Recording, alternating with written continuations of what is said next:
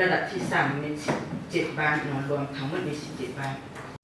แขวงพุ่งสดีหับห้องการปฏิบัติหน้าที่อยู่เขตห่างไกลโศกดีกและธุรกันดาร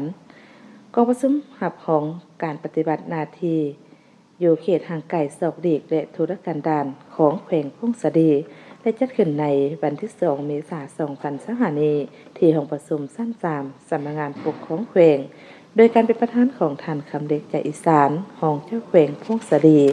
เข้าร่วมมิทานพรประดิษฐ์ทิพย์มณีวงศ์หัวหน้าแผนกภายในแขวง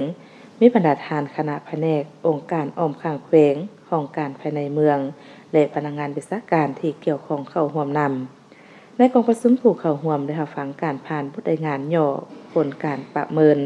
คนขั้วประกอบความคิดความเห็นการประเมินเขตห่างไกลโศกดีกและธุรกันดารของแขวงพุ่งสดีซึ่งเบียกงานการประเมินเขตห่างไกลโศกดีกและธุรกันดารเป็นเบียกงานหนึ่งที่มีความหมายความสำคัญซึ่งผลของการประเมินกระจายเป็นข้อมูลหนึ่งที่สำคัญให้แก่องค์การที่เป็นเสนาธิการขั้นต่างๆในการจัดตั้งปฏิบัตินโยบายต่อพนักงานรัฐกร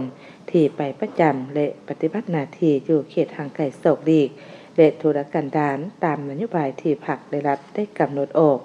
ผ่านระยะเวลาการประเมินในการจัดตั้งปฏิบัตินับแต่ปี2022มาฮอดปัจจุบันนี้โดยปฏิบัติตามลำดับ292/ดวแม่นครบรอบระยะการประเมินซึ่งกองประชุมครั้งนี้แม่นเพื่อกวดกาและตีราคาคืนการจัดระดับเขตห่างไกลโศกดีกและธุรกันดารคืนใหม่ให้สอดคล้องกับแนวทางของพรรคนโยบายของรัฐและสภาพตัวจริงเป้าหมายของสดีว่าจะโพสเสนอให้คณะรับผิดชอบการเมืองต้องจริงใจให้คะแนนเพราะว่าในพื้นฐานให้พนักงานที่ไปทุกไปยากนี่นะไปยากลำบากเดินทางก็ได้ยากเป็นไตรมืออันใดก็มีอย่าเป็นอัตราของเขาเอาที่ไปตัดที่สองอันนี้ต้องได้ไล่คืนให้เขาคันว่าบริจิตนะ